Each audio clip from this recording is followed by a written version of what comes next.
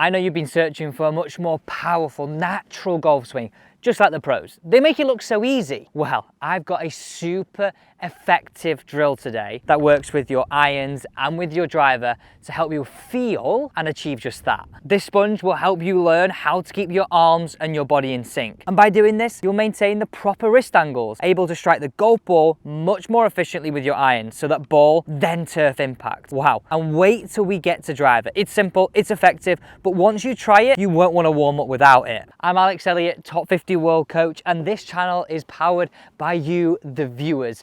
So if you want to get involved, simply subscribe, turn on the bell, and just put what you need help with down below. Today we're answering this question. So let's start off with our irons. Let's get that ball, then turf impact. And we know if we have that, we're going to hit so many more greens. Why this matters is most amateurs, when they swing and start here, their arms outrace their body, leading to slicers, poor contact, fat and thin strikes, and very often then our wrists have to do all sorts of funky things in order to fix that problem, and you're totally losing power. Now this drill forces your arms and your torso to move as one, and I've got a little 3-ball routine that I swear by, and I said at the start you would just use the driver one before you warm up, but honestly you'll do both.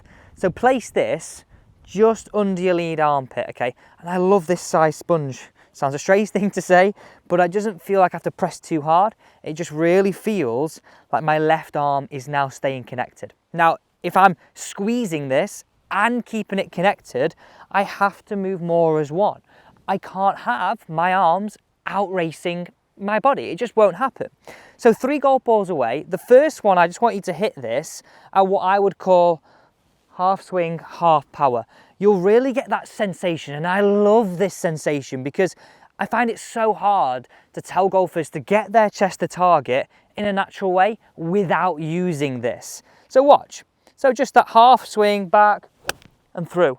And look where my chest finishes. It has to. And that's why it becomes natural. So you hit your first golf ball away, feeling that 50% speed. Now what I really want you to test yourself is a little bit more like full speed, but still half swing, okay? So what that would look like here, and it feels brilliant this, you know, it feels brilliant. You feel like you're really getting some power, but also some control. And I mean, that could just be a shot, right? Look how connected I am. That sponge is still there. And the divot tells you the full story. So the 3rd golf ball away, you would then maybe try and lengthen that swing a little bit. But to be honest with you, I love the fact that this makes a more compact, powerful position that's synced up. And on that note, on the divot, this is what we want to see.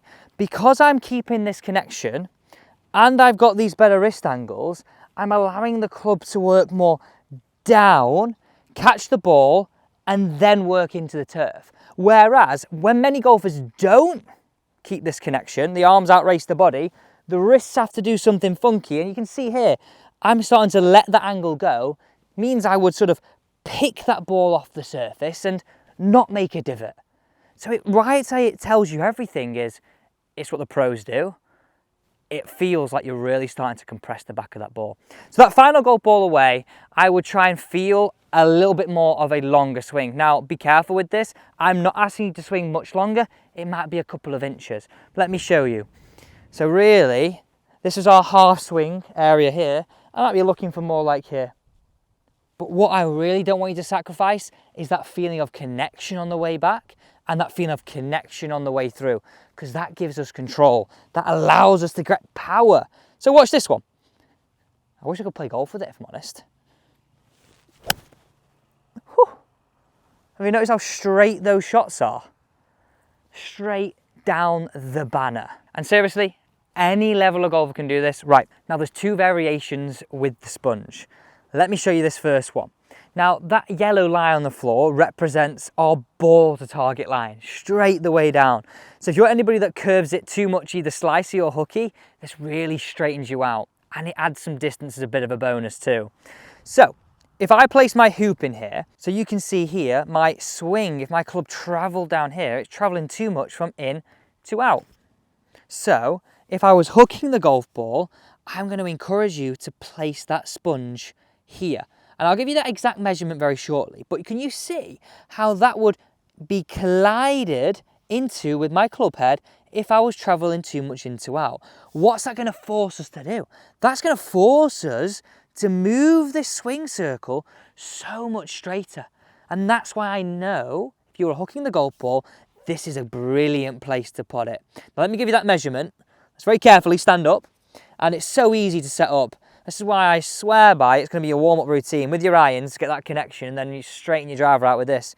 So you address your golf ball with driver and you're placing it under your shaft. And there's probably 2 to 3 fingers in between. So if I give you that measurement there, there's roughly 2 to 3 fingers in there, and that's exactly where I'm placing my driver. So if I demoed that in real life for you, you would see if I'm getting a little hooky, I'm getting stuck in here, I'm going to collide into that sponge. I can get some real-time feedback to whether I'm doing it right or whether I'm doing it wrong. And as a golf coach and as a top 50 world coach, that's the hardest thing I find. Students, I want them to go away and knowing whether they do it right or whether they do it wrong. Well, that's that. Okay, let's very quickly now move into if you slice it. If we're a slicer of the golf ball, and we'll get down into this hoop again. This is just a brilliant way of explaining it. I get excited with this because I know you're going to sort out your driver right away. Our hoop now will be traveling from outside this line to inside this line. Okay, so many people would say, go on, why don't you pop it over here? I like keeping it on the inside. And what I mean by this is placing it now in front, because what would happen on the way through? My club would collide into it if it followed the angle and the direction of this hoop. So what's it going to force us to do? It's going to force us now to swing so much straighter. Even probably feel to you like it's somewhere over there. But the reality is that it's going to make you much straighter back and straighter through. In fact, should we hit one there? I like it there. I like it there a lot. Okay, leave that stick, place it down in front of you. I think it's a great reference. And your measurement now is when you place your driver down, you place it in front. And again, the sponge should hang under the shaft, just here, and 2 to 3 fingers. So that measurement away from the head remains exactly the same. This is exactly what you'd see from player cam, in front and just inside. So you can really see it's encouraging your club to work more this way relative to that yellow line in front. If I swung out to in, I'm going to collide into that. And again, I love it because you get immediate feedback. Okay, here we go. Let's smash this one away. Oh, it's going to really feel through there. Look at that. Wow, how good is that? So such an effective way to improve it. Thanks for watching and don't forget to subscribe.